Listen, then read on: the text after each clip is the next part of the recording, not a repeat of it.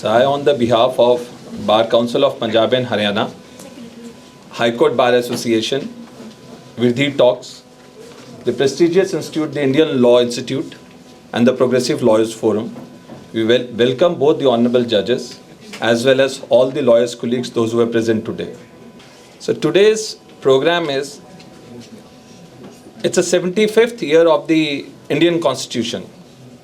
So we requested both the honorable judges to deliver a talk on one of the greatest lawyers the nation has ever had, Nani Palkiwala, and the contribution of lawyers towards the Indian Constitution. और मैं हमेशा से कहता आया हूँ, because the day we entered into the bar, so we saw Justice Palli as a senior advocate practicing in the Punjab and Haryana High Court. So I always say to all the colleagues that sir, as a lawyer we always miss you. तो आज हम ये programme की अब शुरुआत करेंगे. मैं सबसे पहले रिक्वेस्ट करूँगा राजेश शरौन जी से और हमारे बार के एक्टिंग प्रेसिडेंट जजेब बराड़ जी से कि एक बुक देके जस्टिस पल्ली का स्वागत करें.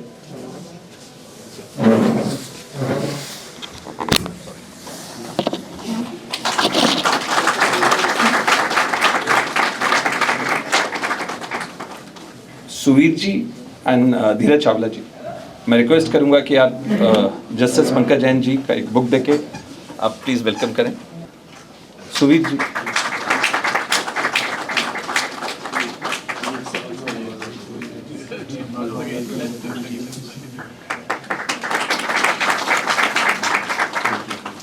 So we were just trying to search what kind of book can we search for. So one of the colleagues suggested that it's a day where we are going to have a speech on Nani Palkiwala, so let's have this book only. So now I will request Saurabh Khurana, advocate, to introduce, though we all know both Pankaj Jain ji, sir, and Justice Palli, but just a formal introduction. It's a very, I would say in a winter afternoon, it's a very good afternoon to all. And we have the popularity of both the honorable judges we can witness from the house we have today. A very good afternoon. It's a proud privilege today to have the part of this program where we are celebrating 75th year of the Indian Constitution. And as we celebrate this journey and remember, as my friend Gaurav ji just said, remember, recollect the memories of one of the most finest lawyers and jurists of the times, Nani Palkiwala. As we embark on this journey, though his contributions to the legal fraternity are endless, his legal acumen and financial acumen are par excellence.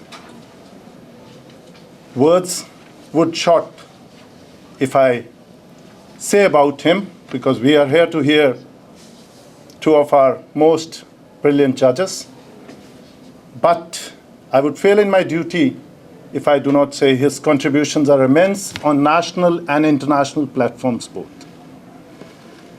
And as we celebrate this journey, we embark upon this journey as we have just presented by Soli Sarabji, the courtroom genius.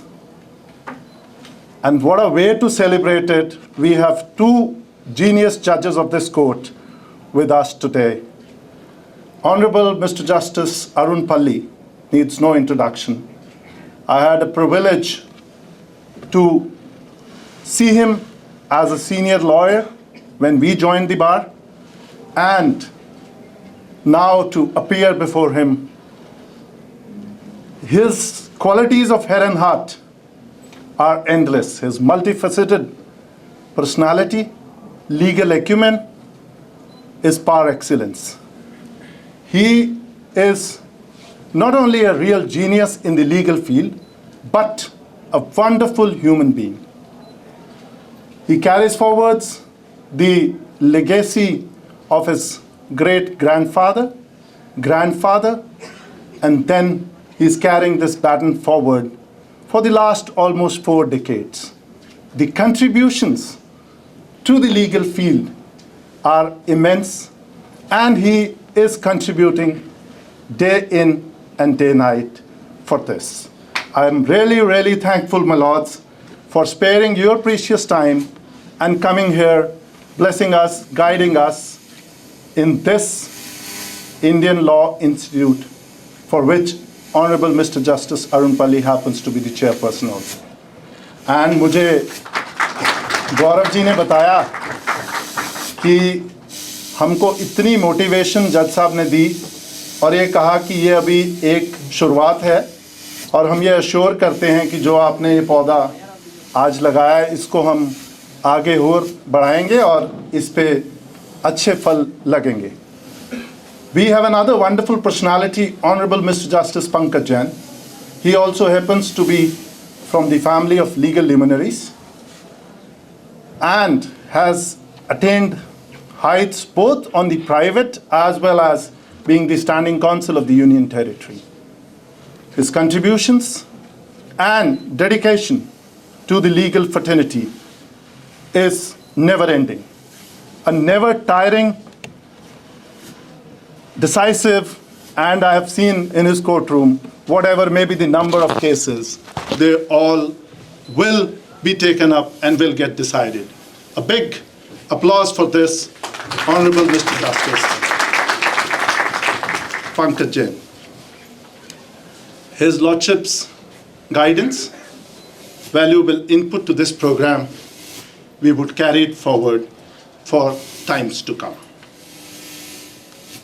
I would feel in my duty if I do not, because I've been given the responsibility to introduce Bar Council, Bar Association, and the Progressive Lawyer Forum have jointly collaborated for this event.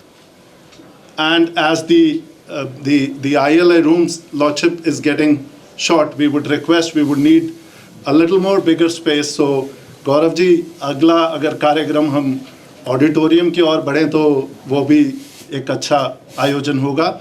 और जो bar council, bar association, progressive lawyer forum और Indian law institute state unit ने ये आयोजन किया है, ये वाकई ही काबिल तारीफ़ है. मेरे जहन में ये आता है कि जब हमने यहाँ पे यात्रा शुरू की थी 2002 में, मेरे भाई गौरव मेरे साथ है, हमारे प्रधान जी जसदेव जी, तो हम बहुत कोशिश करते थे कि इस तरह के कार्यक्रमों का आयोजन करके आने वाली पीढ़ी को हम लीगल प्रोफेशन से जोड़ें और उनको ये बताएं कि जिस तरह की महान शख्सियतें हमारे बीच हैं और जिस तरह की महान शख्सियत नानी पालकीवाला जी थे, उनके बारे में अगर हम आने वाली पीढ़ियों को ये बता पाएँ और उनको मोटिवेट कर पाएँ तो हम अपने इस तरह के कार्यक्रमों में अपने आप को सफल मानेंगे. हमारा ये छोटा सा प्रयास है कि हम इस तरह के आयोजन पहले भी करते रहे हैं, आगे भी करेंगे और कोशिश करेंगे कि हम अपने इन छोटे छोटे प्रयासों में सफल हो सकें, जिसके लिए मैं एक बार फिर गुजारिश करूंगा honourable mister justice Arun Palli ji को, honourable mister justice Pankaj Jain ji को, कि वो हमारा इसी तरह से मार्गदर्शन करते रहें ताकि हम आने वाले समय में भी इस तरह के कार्यक्रमों का आयोजन कर सकें और आने वाली पीढ़ी को इस तरह की शख्सियतों के बारे में और इस तरह के आयोजनों से और जोड़ सकें और मोटिवेट कर सकें. इन्हीं शब्दों के साथ एक बारी मैं फिर आयोजकों का धन्यवाद करता हूं and I welcome all of you to this journey of remembering Nani Palkiwala and also 75th year of Indian Constitution and especially the contributions of lawyers in this 75 years of journey. Thank you very much. Thank you, Saurabh sir. Now we are starting the program. जब हम research कर रहे थे Punjab and Haryana high court के बारे में, and even I was surprised and I got to know that 1961 में advocate general होते थे mister Sikri, and he was the first one in the entire country He was elevated to the Supreme Court directly from Punjab and Haryana Bar, and later on he became the Chief Justice of India. So this is what the Punjab and Haryana High Court has given to the nation. We have the first generation of lawyers. This is, I'm speaking to the young lawyers. That the first generation of lawyers, 3 honorable judges in the Supreme Court from this bar. So this is a great thing. We have Justice Kher. Recently आप सबने देखा होगा कि इस country का सबसे highest award Padma Vibhushan Justice Kher साहब को मिला है. So this is our contribution. This is Punjab and Haryana High Court is known for its greatness. Now I will request the Honorable Mr. Justice Pankaj Jain sir to speak on the contribution of lawyers towards the Indian Constitution. Justice Pankaj Jain. My elder brother, my mentor, Justice Arun Palli, my dear friends. In fact, it's a fan moment for me also to be sharing dais with Justice Palli. Before switching on to this side, when COVID-19 came, I called Justice Palli before all those online sessions started that we should start one. So before it could be conceived and could be acted upon, some other programs started. So we thought that we will do something better. And this was the day. I never knew that this will be the day.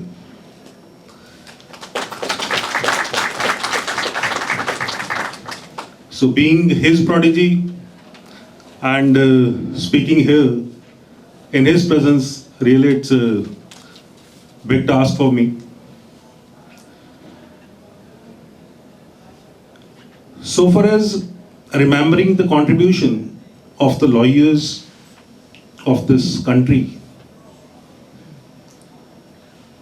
and on the eve of completion of 75 years of the Constitution of India,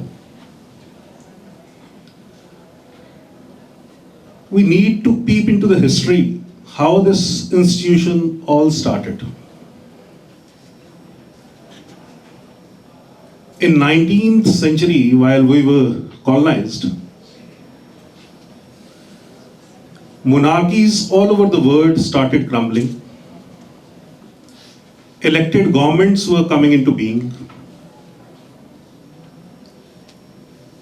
We fought first war of independence in 1857. We couldn't succeed.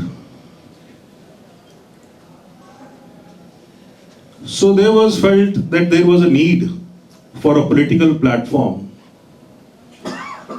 so that the freedom could be pursued legally as well. And that's how you will find that Congress came into being as a political platform to give muscle to the freedom struggle. And whole of that freedom struggle was shouldered by lawyers only. From Gokhale to Tilak, from Bhulabhai Desai to Mahatma Gandhi. And no surprise when you find that in 1946, when Constituent Assembly was constituted, out of around 389 members, 250 were lawyers.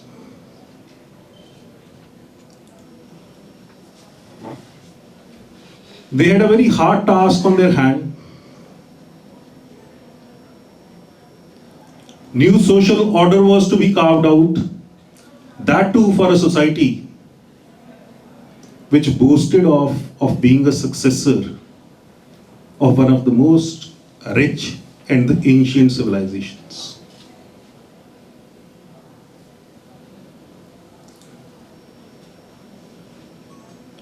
The Constitution came into being Austin described this constitution as a seamless web with three standpoints: democracy, rule of law, and revolution. It was never conceived or perceived to be a static document. It was conceived to be a living document. And this is what our forefathers who laid foundation for this nation gave us. In last 75 years of the Constitution, whatever has happened in the courts, whether it's borrowing of Wednesbury's principles of unreasonableness to rule of law, to the latest doctrine of manifest arbitration propounded by Justice Nariman, I leave it to Justice Palli. He will deal with that.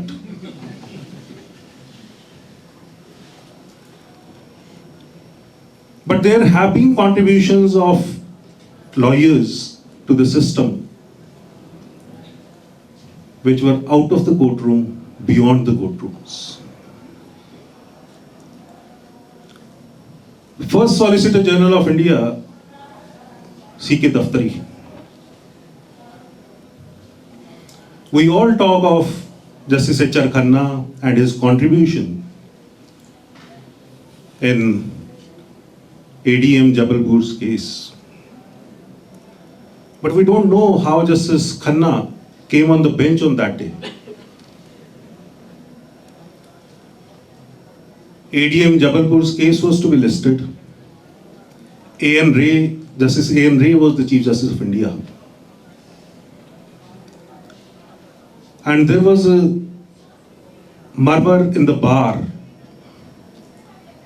that the 5 judges will be handpicked for the bench. The bar went to Daftari to find a solution or to meet the Chief Justice of India.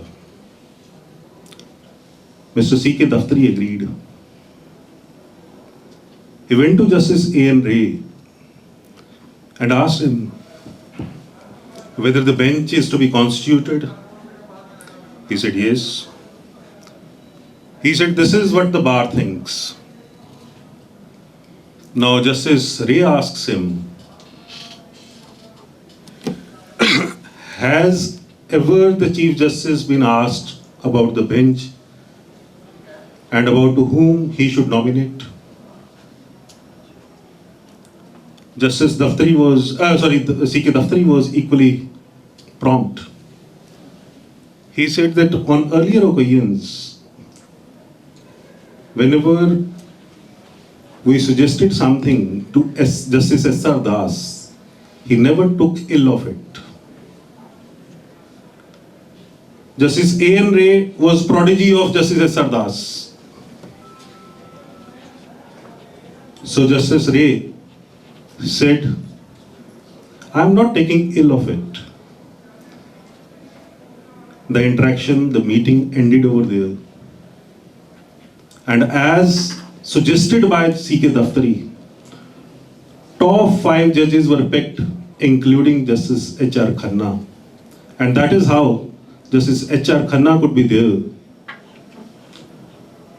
to give that dissenting judgment, which we all read and take proud of, that the Supreme Court stood in those dark times.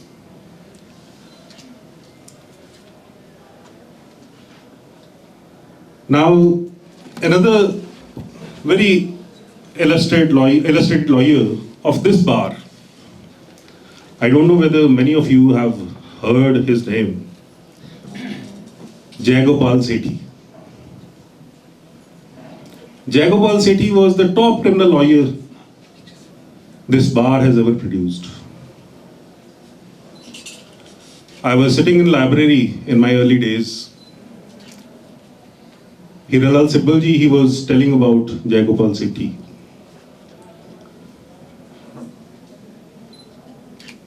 He said that there was one criminal appeal in which 4 sons they were accused of having murdered their father. It was from Faridkot. Jayagopal Sethi used to live in Delhi. So within 6 months, the appeal came up for final hearing. The family, the Parokar, went to Jayagopal Sethi, asked, okay, the matter has been listed. He said, I can't argue your matter for the reason my bitch is not well, my pet dog is not well. And if this dog dies, pet dies, my wife will not survive.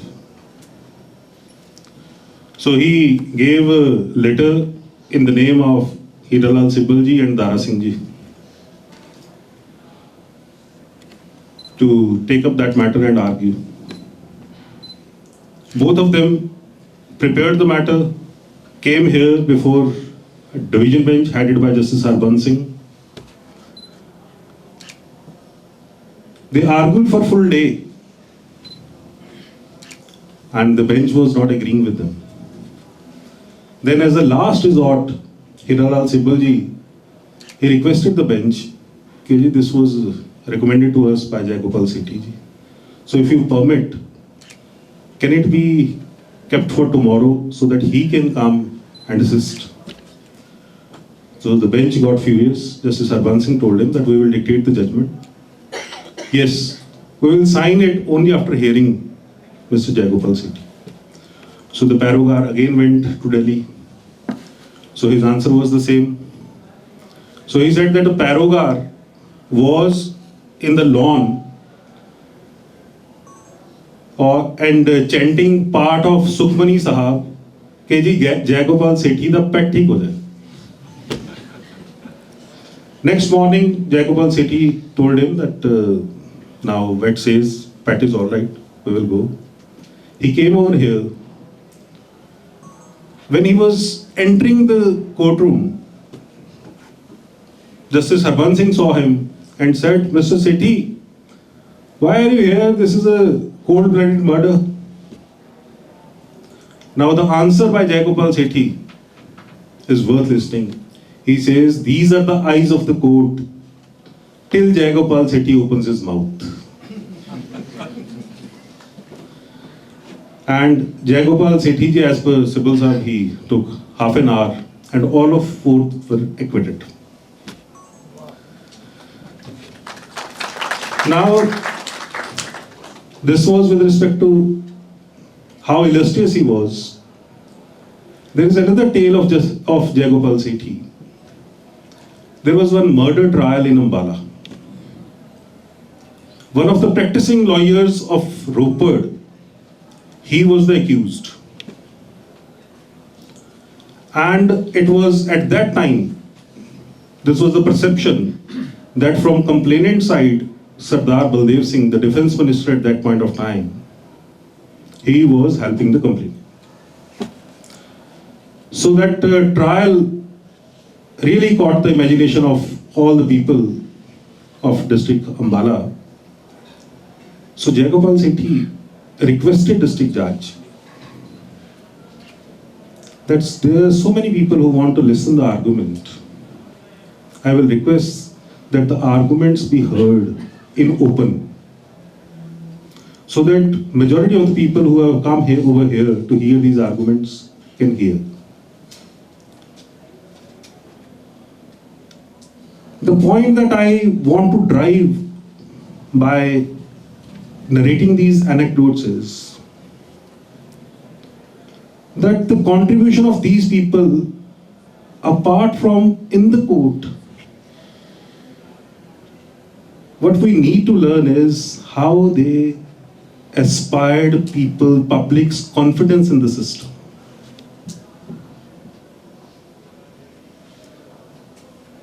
When Nani Palkhiwala argued basic structure theory, or when the principle of manifest arbitration is propounded, what do we gain? the system gains is the trust of public at large. And this way the system is, so far as the judiciary is concerned, so far as this organ of state is concerned, it is only the lawyers who are the front office. Whenever the client comes, he never interacts with the judge. He only interacts with the lawyers. And for the last 75 years, by their innovations, by their persistence, what they have achieved for the system is that a normal man, a common man, has trust in the system. And that is why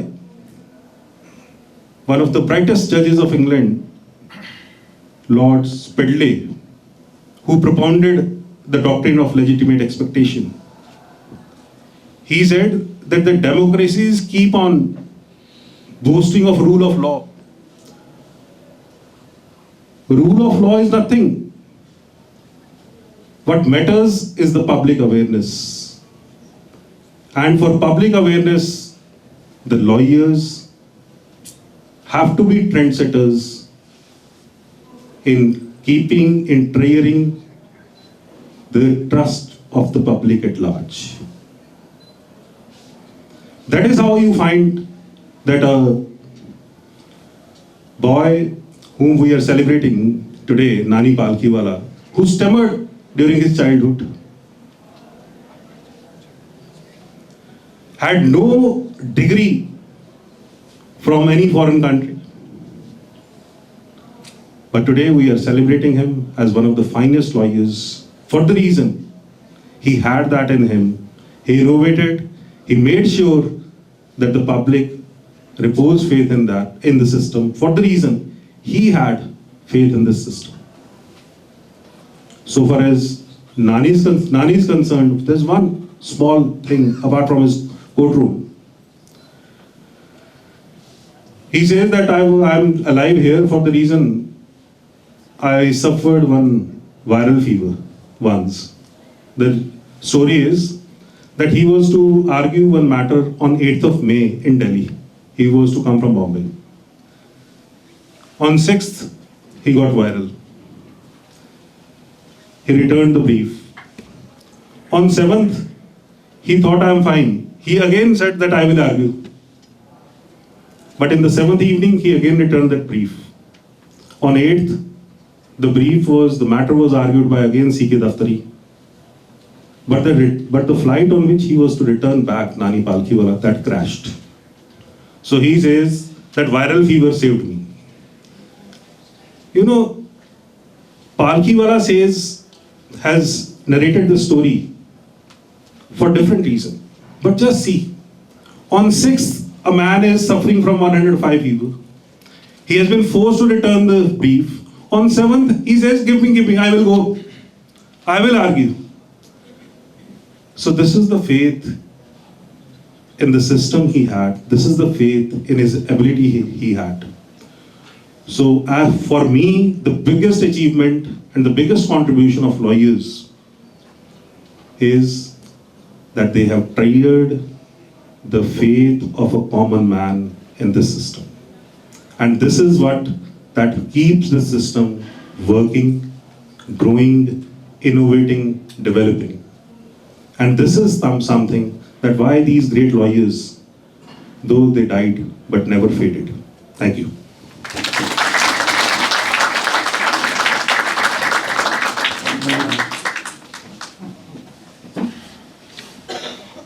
Thank you, my lords, for enlightening us and sharing the contributions of what lawyers have done in the legal fraternity as well as for the society. May I now request Honorable Mr. Justice Arun Palli, Judge Punjab and Haryana High Court, to please come and share his views for today's trial. Good afternoon, everyone, and thank you so much, Pankaj, for such sweet and kind words. And for such an inspirational, insightful, and thought-provoking address, which of course would benefit all the youngsters, the new entrants who are here and have spared their invaluable time. And we are really indebted to you that you afforded us this floor to express ourselves, and also to the organizers. And the tasks that have been assigned, so well, I start by saying that without a privileged background, without any godfather in the legal profession, as my brother said, without any degree from Oxford or Cambridge, without being a barrister as the fashion was those days, and handicapped by a swear, stammer, and a writer's cramp. The man in the living memory had a meteoric rise which was unmatched and unparalleled. You see, gratefully Nariman, what he said about the man was that all that Nani Palkiwala possessed was phenomenal energy, hard work, and a fantastic brain. And as it turned out, all that he needed to have. Nothing more than that. He was born on 16th of January 1920 in a Parsi family, as we all know, or most of us know. And his surname, as you see in all Parsi families, was based on the business the ancestors were involved in. They were manufacturers of palkis, the palanquins. That's how the surname comes as Palkiwala. So he qualified, acquired a degree of law from Government Law College, Bombay in 1942. And later, when he was a consul in Bombay High Court, he served as a part-time lecturer in GLC Bombay. So many of you would be excited to know that there is always a question lurking in your mind when you pass out as to which office one should join. To my mind, having spent considerable time on this and the other side of the profession, this is one of the most crucial calls one has to take. So you need to be extremely careful. And he also, those times, 1942 perhaps, he joined Sir Jamshedji Kanga's chamber, the chamber number 1 on the ground floor of Bombay High Court. So Jamshedji Kanga was one of the best lawyers of his times, Advocate General for 13 long years, served as a judge for a year. And when Palkiwala joined his chamber, you see, there were already quite a few lawyers working with him, the senior associates like Mistry, Kohla, and nobody less than Sirwai, they were all there. And later, you see, he was assigned one small table and a chair to work because the room used to be always full. And as the different books when you read, you see, they reveal that most of the time when people would come to consult him, and most of his conferences were in his car because there was no place to sit. And his moment of glory, you see, his moment to rise and shine came a bit too early. He was just barely 2 years old in the profession. He was assisting his senior colleague, R.J. Kohla, in a matter, and was opposed by the then Advocate General, Mr. M.P. Sain or somebody, I'm forgetting the surname now, M.P. Amin, now I think I'm correct. So this was a matter as regards one of the, you see, apartments on Warden Road in Bombay. So the landlord had let out this premises to a person, Kushal Das Advani, and later an order is passed by the secretary to the Bombay government requisitioning that house because that was required to be allotted to one of the refugees from Sindh. So aggrieved by this order, Kushal Das Advani filed a petition for certiorari. The constitution had not yet come into being. This is 48. So Kushal Das Advani filed a petition asking for a writ of certiorari to quash that order under section 45 of the Specific Relief Act. So both the sides argued the matter at length. It was heard for about 2 days by the then Judge P.N. Bhagwati, as we know, not the later Justice Bhagwati, his father, as he then was. So he heard the matter, both sides concluded. So the matter was kept, you see, for the next day for rejoinder. It was to be argued by R.J. Kohla, and as luck would have it, he had some pressing commitments the next day. So he asked Palkiwala that you please conclude arguments in the rejoinder and finish the task. but it was a task. So not an easy job. Particularly the issue involved was whether a writ of certiorari would lie against the provincial government, and there were 3 decisions by Madras High Court to the contrary and 1 from Calcutta.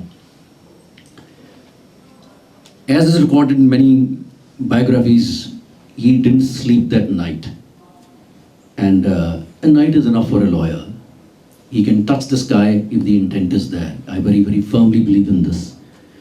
So, next day morning, he tried to re-argue the matter, some novel ideas and the points he tried to get across, which was, of course, not permissible while arguing the matter in rejoinder. But the Advocate General was kind enough to let him argue, and all that he asked was, is he to reserve the right to, is he give a rejoinder. So, by a sheer skill, advocacy, and phenomenal performance, he was able to persuade the judge, and the Bombay High Court took a contrary view and the petition was allowed. And as they say, since the Government Law College, Bombay, is quite close to the Bombay High Court, I've seen it personally. So the word got around that the young Palkiwala, who was barely 2 years old in the profession at that point in time, is in action, is something, it's a sight to watch, it's a sight to behold. And those who love this profession, I have no hesitation to say, on any floor or a platform, that given a choice, I would do it and redo it and redo it. 9 out of 10, 10 out of 10 times, I think there's nothing better, there's nothing more exciting than what you people are doing. So the children from Government Law College, Bombay, they throw into the courtroom, they watch those proceedings. So this was those early days.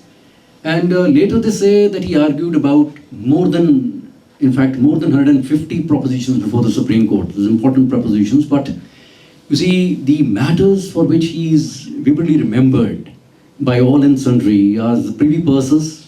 You must have read the judgments in olden times, because post-independence and after the constitution came into being, that was one of the most important cases.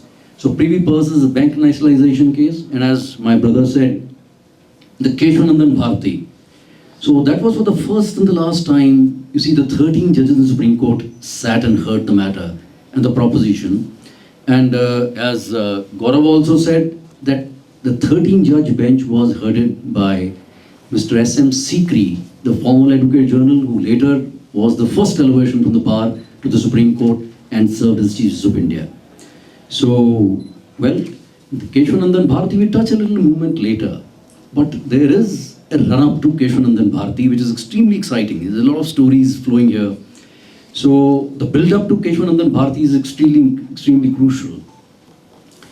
What had happened was, you see, those times after independence and 50s when the constitution came into force, you see, the then political executive in power, you see, they carried out some, you see, the land reforms and a lot of legislations and enactments were brought in, you see, which was popularly known as Jimidar Evolution Act and Land Reforms Act in Punjab. So, by which it was perceived that the fundamental rights of the landowners or the Jimidars were either being taken away or curtailed. So they assailed those legislations being violative of, you see, their fundamental rights as enshrined in Part 3 of the Constitution. And the Bihar, the Patna High Court set aside those legislations, but the conflicting views by the different courts, somebody dismissing the petition and the other saying that the legislation is unconstitutional. Eventually, everything got clubbed, you see, before the Supreme Court. And when the first decision came in Sankari Prasad versus State of Bihar in 1951. So, when the petitions were still pending, you see, why I'll introduce Palkiwala a little later here, just to apprise you as to the silk involved in the proposition and how fertile the mind and what was the commitment and the dedication of the judges then. So, you see, when the matters were still pending, the Parliament, you see, the first Constitution Amendment Act 1951, you see, inserted Schedule 9 to the Constitution. Now, to keep it very simple and plain, the whole idea was that whatever statute, enactment, or a legislation, you see, you place it in Schedule 9, and it acquires immunity from judicial review. So once, this is how the Schedule 9 was brought in. So in Sankari Prasad, the Supreme Court said that the first constitutional amendment, you see, 1951, was valid, was constitutional, and the Parliament had the power to amend any part of the constitution, and there was no embargo, there was no inherent limitations. It was possible, that's how it was done. And this view, this principle of law laid down, it remained for almost 14 years, from 51 to 65. You see, it remained in force for 14 years. When another opportunity came to revisit this principle, you see, in Sajjan Kumar. Sajjan Kumar was Union of India. So this was the time when, you see, a lawyer known as D.M. Popat, he was an advocate on record in the Supreme Court, and a senior partner, again hailed from Bombay, a senior partner in Mullah and Mullah, the firm which is even today is very active in Bombay. So he briefed Palkiwala that these are some crucial issues. For 14 years this carried on. It's time to, you see, do something about it, and hosts of issues were discussed. Palkiwala was briefed that whether, you see, the power of the Parliament to amend the Constitution or Part 3 of the Constitution is unlimited, or there are inherent limitations, or is there any basic feature or core areas which are inalterable or unamendable, or you see, this power is unassailable. So he was briefed of the matter, and the 5-judge bench that heard the matter, like, though D.M. Popat continued telling Palkiwala that he apprehends possibly, you see, the Chief Justice then, Gajendra Khatkar, would perhaps conclude the hearing abruptly or all of a sudden, and we would miss the chance. But considering the scale and the magnitude of the issue and the, you see, the kind of a dispute that was pending consideration, so Palkiwala felt that because he was awfully busy, you see, he had a lot of opinion practice and was busy before the income tax travels, etc., in all crucial and heavy matters. He thought, as any other lawyer here sitting would think, that maybe, you know, I have another 10 minutes, I'll rush and do. So he thought, I'll take a flight, you see, on the last day and argue the matter. But as the D.M. Popat apprehended, the hearing was abruptly concluded. The verdict, the judgment was reserved. And Palkiwala couldn't make it. So he nursed that grievance throughout his life, that possibly this was the golden opportunity they had to, perhaps his presence would have made a difference, because it was a split verdict. It was 3-2. And given the Palkiwala's skill, his prowess, his knowledge, his advocacy, everything, he was just required to persuade one more judge, and perhaps the decision would have been the other way around. But it was not to be. He couldn't make it, and that's how. But yes, I possibly cannot move forward from here unless I mention that one of the judges who wrote the minority view, Justice Madholkar, I would request each one of you that when you would read this book, which has been presented to Brother Pankaj and me here, you see, this would give you a bit of an insight into what I'm about to share with you. That Justice Madholkar, you see, he, of course, he gave a, you see, contrary verdict. He interpreted 13.2 of the Constitution, because, you see, the earlier Shankari and then Sajjan Singh's judgment, where they say that the first constitutional amendment was valid and constitutional, despite 13.2, because 13.2 said that any legislation, statute or enactment that violates your fundamental right is void. So then the issue arose, then how do you justify the first constitutional amendment that violates the fundamental rights? So the earlier verdicts, see, they interpreted and construed 13.2 to say that the expression law, that any law that violates the fundamental rights enshrined in Part 3, you see, is invalid, is void. Then how do you justify the constitutional amendment? So while interpreting, you see, the expression law in 13.2 and construing the provision, they said that the law, expression law, takes within its sweep and fold the parliamentary legislation and the statutes, and not the constitutional amendment. So when it's the constitutional amendment, of course, you see, that perhaps will not be an impediment. But then Justice Madholkar, while recording the contrary view, interpreted 13.2 to say that you can't exclude the constitutional amendment from the purview of 13.2, because when the parliament causes the constitutional amendment, it doesn't act in any other capacity. So it was he who, for the first time, mind you, introduced the theory of the basic feature and structure. It was him, and he referred to a decision of, you see, the High Court of Pakistan, possibly the Supreme Court of Pakistan, written by possibly a judge from abroad at that time. So while taking a cue from there, that's how you see it goes. Now even after Sankri, even Sajan, as I said, the Palkiwala, you see, thought perhaps he'll be able to button at the right minute, he'll be able to put a foot in the door, but then he missed the chance. Now 2 years later, you see, this is another opportunity. You see, in Golaknath. Now in 67, because you see, as it is, basically Golaknath, in fact, it was Henry Golaknath. He was a Christian missionary with Bengali origin. He had migrated to Punjab, and 400 plus acres of land was declared surplus under the Punjab Security of Land Tenures Act. And he was, of course, genuinely aggrieved. You know, the farmers here, not even half an inch. So 420 acres those days was more precious than alive, but anyhow. So similarly, another legislation in Mysore. So both these enactments were challenged before the Supreme Court. But since these enactments were placed by virtue of a 17th Constitutional Amendment in Part 9 again, you place anything under, you see, in Schedule 9 of the Constitution, so it requires immunity from judicial review. So even these two legislations, you know, they are placed in Schedule 9, and again the question cropped up, and incidentally, you see, of course, considering the earlier two verdicts, the then Chief Justice constituted an 11-judge bench to hear. You see, this is Henry Golaknath. And incidentally, Palkiwala was in Supreme Court at that time, and he broke this news to D.M. Popat, because he was still, you see, aggrieved, and that grievance carried on for years. So he told him that this is a good news, this is a golden opportunity to express ourselves, to persuade the court, to examine. There were many other facets, issues, and the questions that arise for consideration, and possibly we can persuade them to have a contrary view and examine the legal position.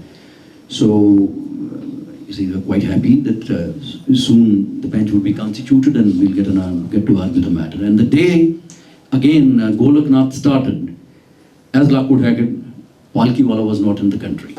He was in Geneva, arguing a matter for Government of India. The international dispute, he was in Geneva. So, once again, you see another story that you dissed me the last time. This is now again, this is the same story. So to cut it short, so they agreed that, well, you see, even if the matter is still parted in Geneva, where he was arguing the matter, that okay, I'll still try and come on Sunday evening. The matter here was posted for Monday. So you make sure that you see, I'm heard on Monday, because I have to fly back Monday evening itself so that I'm there on Tuesday. So he flew on Sunday evening, and as you would find in many of the books that's written on him, so D.M. Popat and great Fali Nariman drove to Palam airport, because that was the only airport at that point in time, to receive Palkiwala. And while they were driving to the hotel, you see, Mr. Nariman briefed him as to what exactly is being argued, the distance you see the judges have covered, the observations, the questions being asked. These are the things we normally ask. Because at times we are, you see, through with the proposition, we prepared the case, we've read the matter, we know and improvise the issues, whatever, the law also. But more than that, you see, the real skill of a counsel lies to know the judge before whom you argue. Because the one hand has to be on the brief and the other on the judge's pulse. That's very important. So he asked well, so what exactly was the last, you see, the question and the observation where the matter is stuck. He says they were, time and again, the observations were, you see, on the American Constitution doctrine, the prospective overruling. So by the time they reached the hotel, so he asked D.M. Popat that these are the books I need on prospective overruling, and in less than 3 minutes, he gave him a complete insight on the doctrine of prospective overruling. And Popat records in one of his that I was speechless, that the depth, the incisiveness, and the clarity with which he explained the whole position was unmatched.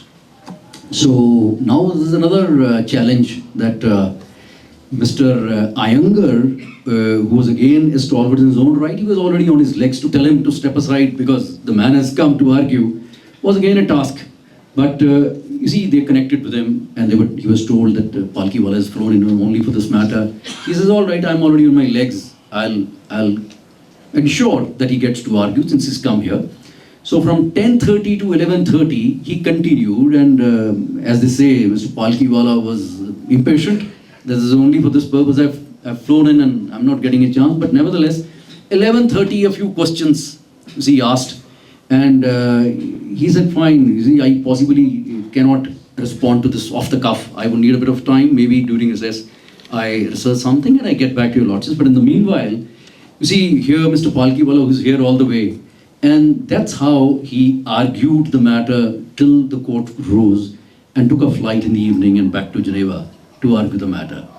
So, but anyway, the verdict came, you see, in Golaknath. And well, this time an extremely other view. The pendulum shifted extremely because Shankari Sundar, they say they had an unlimited power, regardless of the implied, expressed limitation of the parliament to amend, you see, any of the part 3 of the constitution. This time the verdict was that the government had no power to amend any of the part 3 of the constitution. They cannot, by amending power under 368 of the constitution, to override, you see, the implied and expressed limitation to amend. So, and then the details follow. And but again, this denuded the parliament completely of its power to cause any amendment, you see, as regards the fundamental rights under part 3 of the constitution from article 14 to 32. So, well, this was then overruled in Keshwanandan Bharti. And Mr. Palkiwala was the lead counsel, assisted by Mr. Sorabji and many other stalwarts in the field. In fact, Justice Muralidhar, who was here for a short while, later retired as Chief Justice of Odisha High Court, now a prolonging counsel in the Supreme Court again. He assisted him in the Mandal Commission's case. So people have a lot of stories about the man. And Keshwanandan Bharti's contribution was this, that the court, you see, then in 2 lines, said that the parliament, of course, this is restored its power, that the parliament had the power, you see, to carry out constitutional amendment in any of the part 3 of the constitution. But yes, the power was not unlimited. But if the amendment violates the fundamental rights, it violates the essence and the basic structure of the constitution. That's how. Now the basic structure of the constitution is introduced here. But as I said earlier, this is Madholkar's judgment, writing a minority view when he introduced the basic feature of the constitution. So this is how, you see, Keshwanandan Bharti and the things were set right, and the 13th judgment, it continues. So, well, one can go on and on, one can delve deeper and unfold many such stories and many other things, a lot of other cases which he argued. And yes, in one of these, during the hearing of one of these matters, Mr. Sorabji also records that, you see, they would strategize. You see, the research is his, the case law, this, that, or the other, the points, you see, they would, you see, mark. So he would, you see, arguing a matter, he would extend his left hand before going to the next point, that he would extend his left hand so that the junior assisting him would, you see, give him the book, because he knows what is going in his mind. So many of you would not believe unless you read yourself that so he had asked the task was assigned to, you see, Mr. Soli Sorabji, and who had further asked D.M. Popat that these are the papers and these are the books to be cited, this is the strategy, this is how we have to start. So all the turns and twists as to how Palkiwala was to argue. But they say that, you see, he was, you see, formulating a point, and Mr. Sorabji knew that the next, after 15 minutes would be this, he will touch on this. And this is very common. You see, any of you assisting or being assisted would know that there is nothing uncommon in this. So he knew that now the time is coming, in 10 minutes, 15 minutes, he would require this. So he looked for those papers, and those papers were not there, and checked with Popat. He says, "I'm so sorry, I've forgotten those in the hotel." And they knew that there wouldn't be anything like what would come that can be anybody's imagination. So Popat rushed out of the courtroom. Those were the days 50s, or he saw just one taxi parked there in the Supreme Court compound with a key in the ignition hole, but the driver not being around. So please read this so that you know the level of commitment and how it goes. He looked around, there was no one.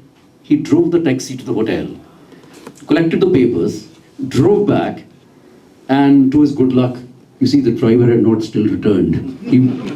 He parked the car and rushed to the courtroom, and before you see the Palkiwala could extend his left hand, the papers were available to be given to him. So these are long stories, but before I conclude, I would like to read, you see, what the legal stalwarts and the greats in the profession said about the man, you see, which possibly would give you an insight and a bit of an idea as to what the man was. Because, you see, Justice H.R. Khanna, as Brother Pankaj said, you see, he was a member of, you see, the bench in Keshavanandan Bharati.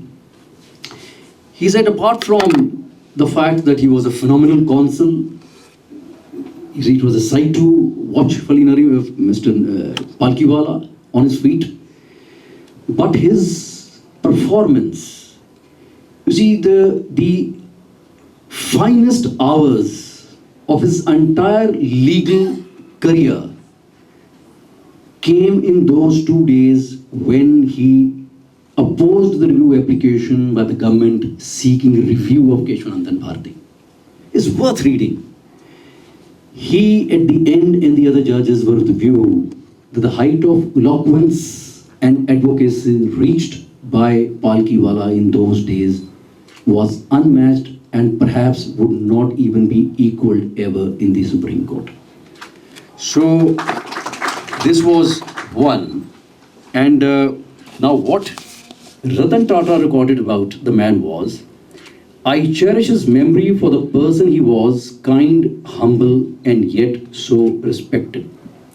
Now, Fali Nariman recorded, he was always short of time, he never walked but breezed into court. Now, this reminds me, this is another line somewhere which I read, that it was a common announcement at Bombay airport that I see so-and-so's, his doors are closing. Mr. Palkiwala, if around, please board, else you miss the flight. And at the last minute, you would see Palkiwala running, you see, with his gown on his shoulder and boarding the flight. So he was too busy, always occupied. Valued time, which in a sense is a capital for a counsel. Because you see, you need capital to, you see, start any business venture. Now, here your capital is your time. Unless you value it, perhaps it will be too late when you turn from 24 to 42. So that's one message. And the second is, you see, Dr. L.M. Singhvi, not Dr. Abhishek Singhvi, his father. This is L.M. Singhvi. He records, death be not proud. Such men do not die. Now, Dr. P.C. Glissenter, he records, he was the best finance minister India never had.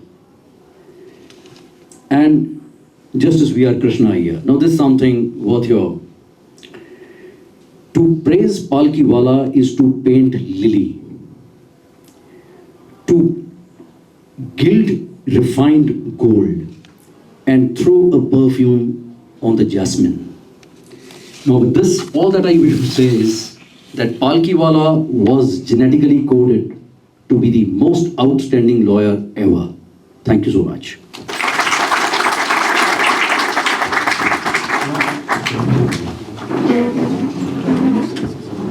Now, Gaurav insists that I should say something extra, but then let me tell you, I was dying for the opportunity to stand and address something I have been deprived of for the past 11 years. So now once the mic comes, you actually don't feel like losing it. But nevertheless, thank you so very much for being here, for your invaluable, precious time. And thank you to the organizers for extending the floor to Brother Pankaj and me to express ourselves and to connect with you all. It is indeed has been a true pleasure, and we look forward to many more such interactions in the near future. Thank you once again. Thank you so much, my lords, and this is a token of gratitude from. Thank you. Thanks a lot.